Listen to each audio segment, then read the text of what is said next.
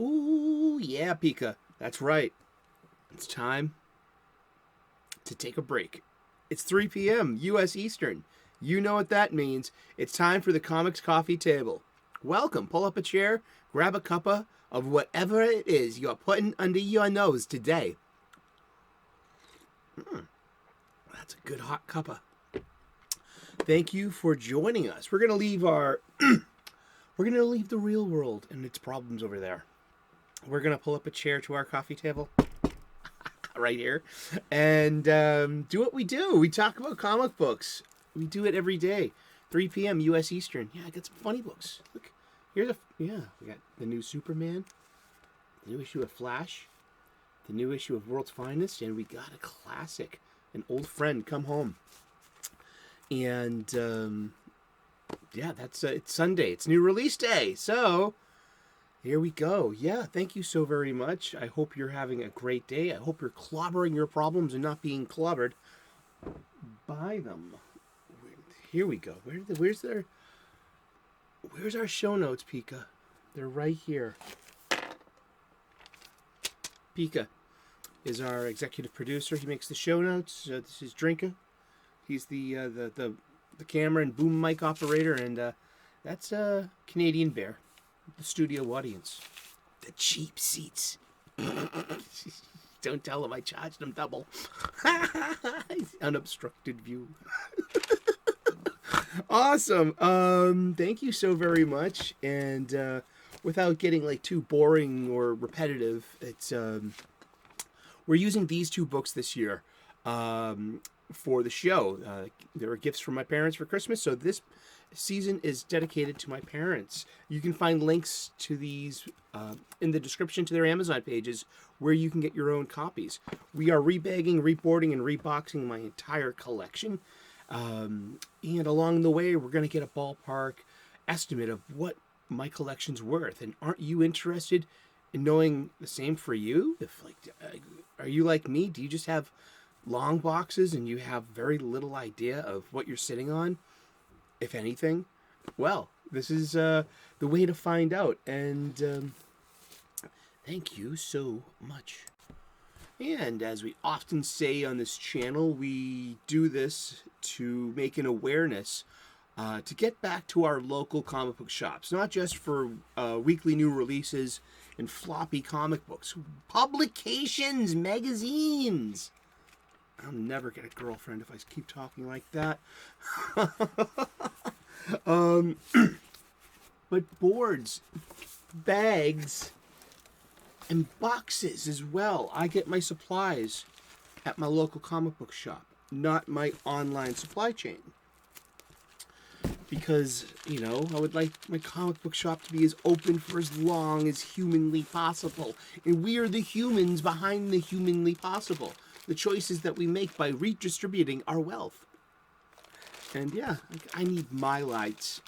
They'll be in any day now. Plus, Jesus, I'm entering my golden years, so what's gonna survive longer? These flimsy polypyrene plastics, or these component, carbon-based things. The Buddha said, subject to decay are all component things. Struggle earnestly for your own salvation. Those were his last words, or mushrooms. No. I think they chose the more romantic one. Qual romantico? Yeah, and made in Canada. Look, made in North America. There are a lot most of your comic books are printed out in Canada. So this is here, Dimensionality. I wish Memes of Destruction was here to point out all my errors in science right now. Maybe he is in the live chat right now. I'll pressure him. I should have a guest once in a while. But look, Dimensionality. Whoa, look. What happened here? Oh my goodness. Now we have more dimensions. And always check your long or short boxes to make sure it comes with a cover. They can also assemble this for you at the store. Now, see, we have flaps here. And see, this one's see, we have a cut line here, but it's still secured by a little bit of it. So you just gently do that. See, now we got like a petite tear here. I'm gonna just proactively just put some piece of tape on that right now, so it doesn't get any worse. There we go. Now you got these two flaps here that correspond with the holes in the side. I'm gonna fold this in. And again, now I might be doing it kind of wrong too. I'm doing it in a way that works. I know that. Pull that in. There's the other flap. And if you make a mistake, that's okay. Just backtrack. Just try not to rip. Try not to tear. Because it is cardboard. It is paper after all. Cardboard actually is a very... Yeah, I should have done it the other way. Let's do it the other way. It's like Legos, you know. You make a mistake, you backtrack. Okay, there we go. We made a mistake. That's what she said. Wah, wah, wah. So, this first flap first, the notch here, then the part with the handles. Then we pull them up. And we push down that. And now we have a fully functional box that can bear weight. I know one of the full ones got to weigh about 30 pounds. It has a couple of hardcovers in there. But basically they're funny book with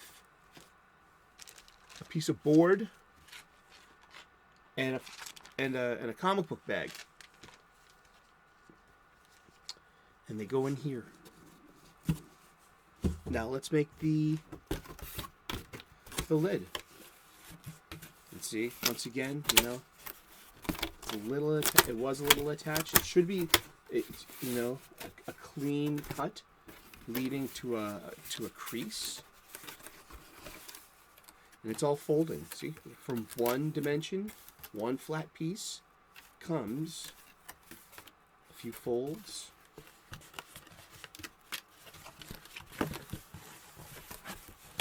And again, you'll figure it out.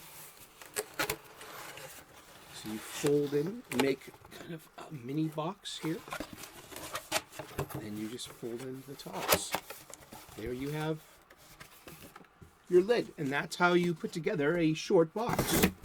I do this every time I have to pop up another short box. So, you know, if you've seen this before, I promise you'll see it again. I think it makes, it just... You see, I forgot how to do it, and it will come back to you when you're doing it, and you're like, oh yeah, you are doing it wrong. But guess what? You did it rightly wrong. You didn't force it. You didn't tear it. It's, you know what I mean? You didn't ruin, like, you know, it's a cardboard box now. Awesome. Let's get to it. Going over some viewer mail. I got one from Cindy from Chicago saying, you bastard, why didn't you meet me at the Harlem loop stop? What? He says there were 4 different Harlem loop stops. He didn't know which one. And he's, you know, Pika really apologizes for your broken heart. Yeah, he said he'll be back, you know, for the Comic-Con. So look him up. All right, let's get to the funny books, Sully. Wow, I thought you were talking about comic books.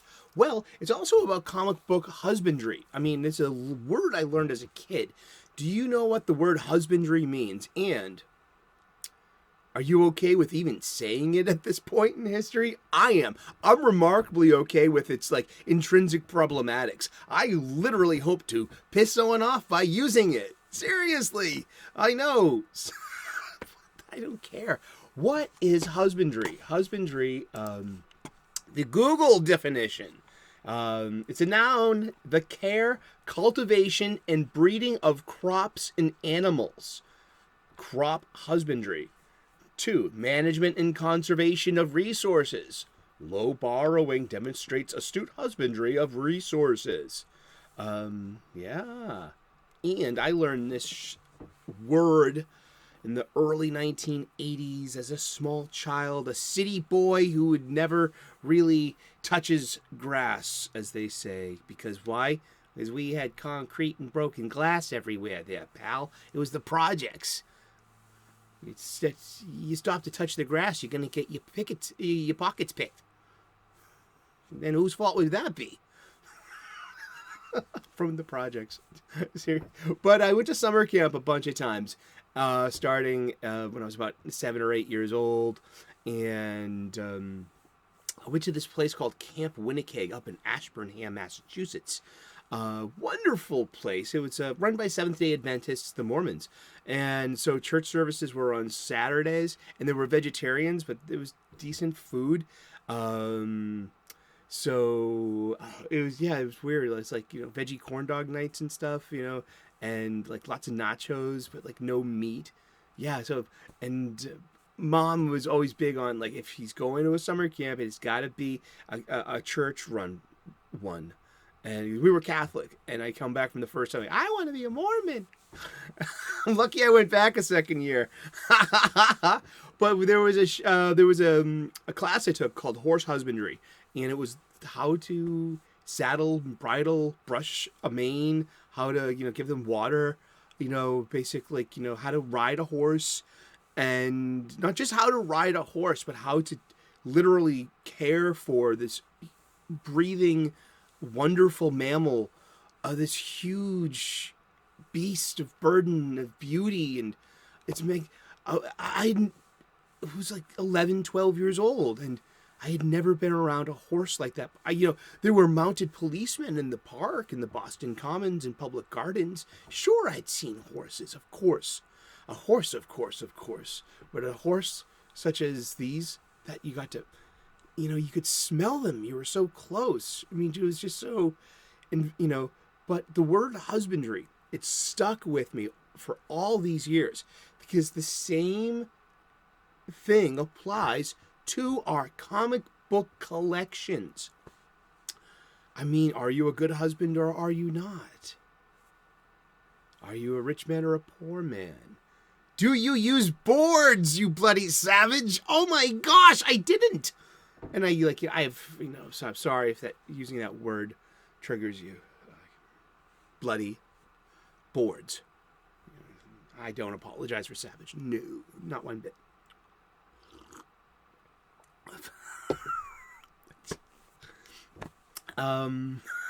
But husbandry, yes.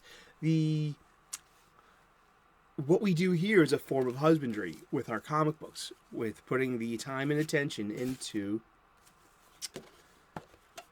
taking proper care of them. And so we've got new bags, new boards, new boxes. Sundays, we do the new releases. I'm blessed to have finally been going back to the comic book shops weekly. I don't believe I'm saying this. I'm eventually going to pick a Marvel title to buy monthly. I hear Strange Academy is really good, with creators that not only do I love, but who have not blocked me on Twitter. If I look at it overall, I have to accept that the number of creators hired by Marvel on a consistent basis, their contract players, their big names who have blocked me on Twitter, the number of those creators are so much far less than the numbers of creators who have not blocked me on Twitter for being adjacent to people that they don't like, or liking a tweet that, I don't know, social media is a weird place, but how am I supposed to want to buy your magazines? I'm not. But I'm going to definitely check out something here or there, that's got good buzz. I hear Strange Academy's got great buzz. So you might see a Marvel Maga too from the House of Ideas. Hopefully they can get their shit together, But here's a Flash by Jeremy Adams. Before we throw it in the bag, I read it. I just can't wait for it. It's part of a mini Flash event. Flash is being published twice every this month until it's done. It's really good art by Roger Cruz, who did the pencils. Wellington Diaz did the inks, and Luis Guerrero does the colors. Rob Lee does the lettering, and Taran Clark did the cover. These are wonderful covers, and that's Jesse Quick, and that's Jay Garrick, the Golden Age Flash, and yeah, it's Flash family, Flash team. I mean, there are a lot of that's Bart Allen from the 31st century. That's Barry's grandson.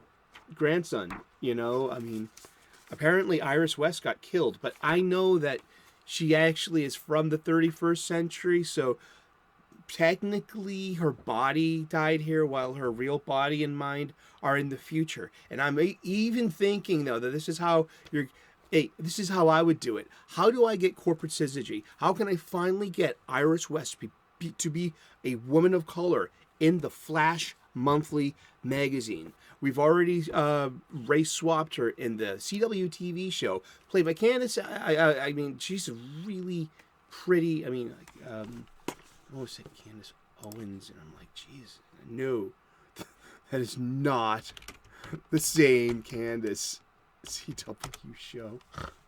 Candace Patton, she's beautiful, great actress, and Jesse L. Martin plays Joe West, the patriarch. Sorry, the dad of the family. You know what I mean? And Joe West was a new character, but Jesse L. Martin is this great character actor from like Law and Order, and I love watching him work. I liked watching The Flash for years. I did, but I kind of petered out on it too. I mean, and because I keep my eye on it. I do. I think I gave up at the end of season 4.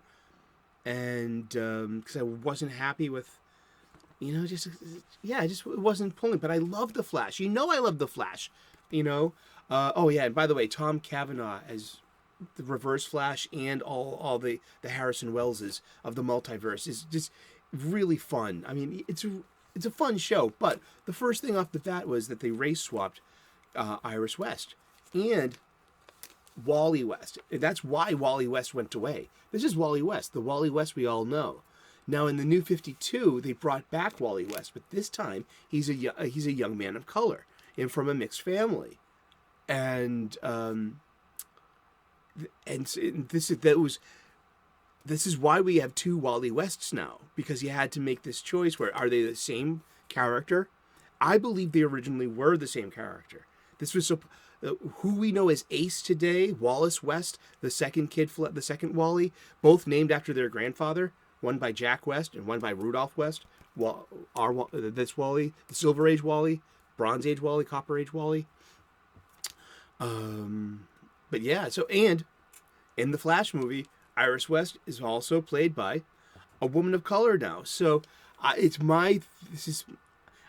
is waiting for Barry in the future, like she did right before Crisis on Infinite Earths. Yep. Remember the Flash 350? I mean, what happened to Barry? He lived happily ever after with Iris, who is alive and well in the future, where she's from. Hello? You mean, yeah, this Flash fact. I love the Flash. Not my favorite issue, but it's part 4 of like this ongoing series. I missed the last issue. 792. I'm on the hunt for that. I'll find it. I have faith and confidence.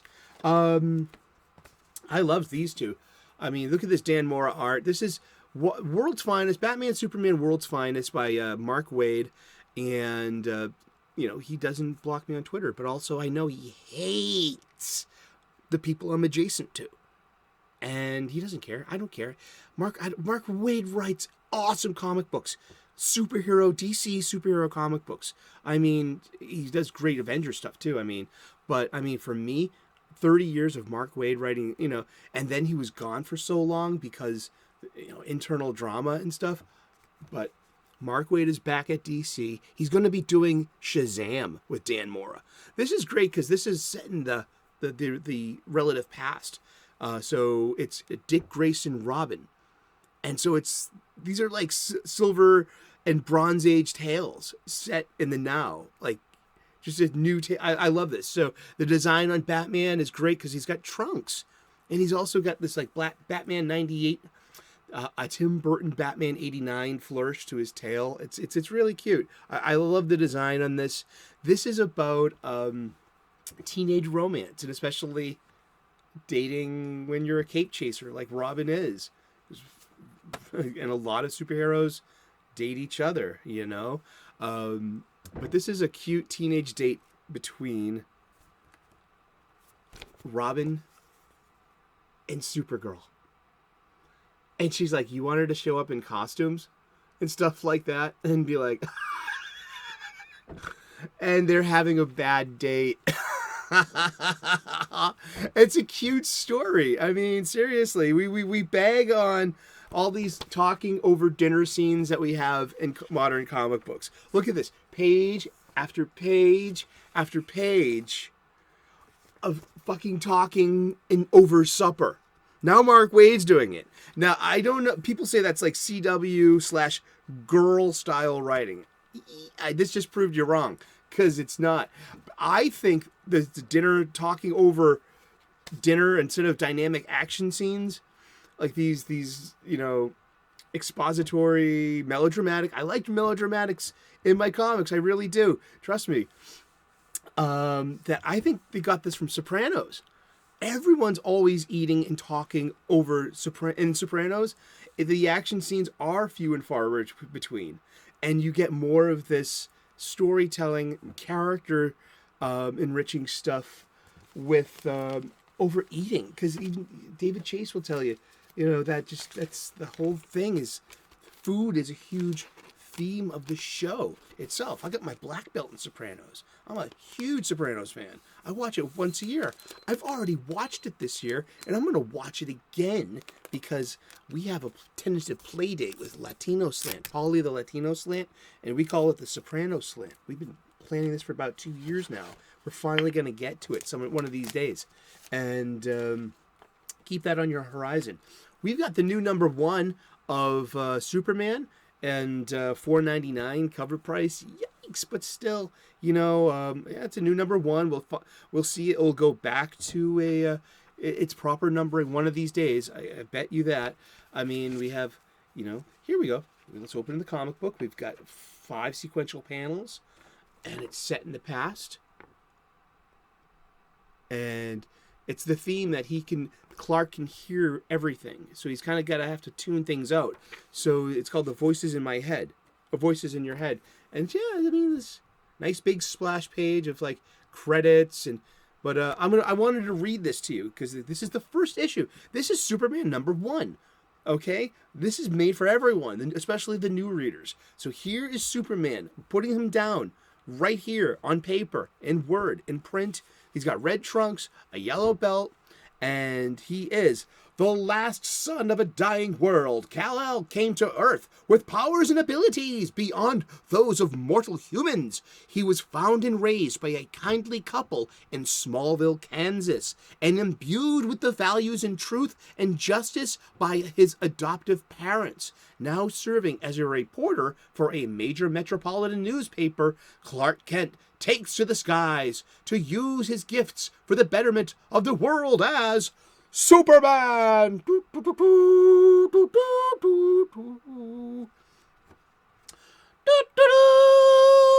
love, yeah, there's the super font. Look, there's nothing more super about that. We've talked about Superman font, and I love. Okay, open it up. Boom. Here's your splash page. Here's your the newest of newest origins. Well, Superman writers love showing the origin story. Here we have it. Jor-El and Lara. There's the baby. There's the rocket ship. You can see it over here by the center of the page. The destruction of Krypton. We have him being found by the Kents. There's Superman meeting Lex Luthor in school. About high school, maybe middle school. There's what could be Superboy. The original Superboy. I believe that to be... That's my hope, and that's my story, and I'm sticking to it. Then we have Clark leaving Smallville to live in Metropolis. So we have a Superboy before we get to Metropolis and the Superman of Metropolis. And boom! Really great art in here. This is a fun issue #1, and it's about, Superman's like, fighting Livewire in the middle of the city, but all this time he's trying to ignore the voice in his head, which is this kind of like ongoing conversation he has to have with Lex Luthor. And Lex is in his prison cell. He's apparently, everyone else thinks he's talking to himself. And he knows that the man with the super hearing is the man who is his intended conversation partner, Superman. And so he's fighting Livewire, and he's like telling Lex to shut up. And here we go. We get nice scenes between Lois and Clark. Lois is temporary editor-in-chief at the Daily Bugle. Perry had something go on with his health. And so Lois, had to, accept a temporary promotion. And here's like the new cast right here. Just catches you up real quick. See, we have the Chinese Superman. We've got Super Boys. We've got Super Girls, and we've got Steel. Yeah, and John, and we also have, John in there too. Isn't that cool? And this is funny. The whole thing is Lex Luthor is giving LexCorp to Superman as a gift. It's cute. It's and I'll be tuned in. It's Joshua Williamson as the writer, and an artist is Jamal Campbell, and so he did the pencils and inkings. And just I'll save this one for tomorrow. Maybe we'll know. Just real quick, the teacher took this away from me in 4th grade. And I finally got it back. I never got it back when I was a kid. This is one of the first appearances in costume and codename of Jason Todd as Robin. And a failure he has with Crazy Quilt thinking he's Dick Grayson Robin and going for blood. And with Jason starting the way he ended as Robin, badly beaten up by a major Batman supervillain. It's not the best story, not the best art, but it has a place on my spinner rack. I got to wrap this up. We've been getting along in the tooth here. It's been New Release Sunday, and thank you so very much for spending some time talking about comic books with us today. And I hope that you have a great day, and I hope that you remember the word husbandry. And I hope it's so beautifully problematic. It's a word that it was made just for us. Just being a dick. Thank you so very much for tuning in today. We've been talking about comic books, and we're going to talk about comic books every day for the rest of the year. So tune in tomorrow, 3 p.m. U.S. Eastern, and we'll find out who we're talking about when we turn the page tomorrow. Please like and subscribe. I would love to earn your subscription. Whoop. We make daily content here. We pull up a chair to the comics coffee table. We spend a few minutes and have a break with each other and just do what we love, talking about comic books. Thank you so very much. Cheers, namaste, good luck, and we will see you again tomorrow in those funny pages. Ciao. Bye-bye.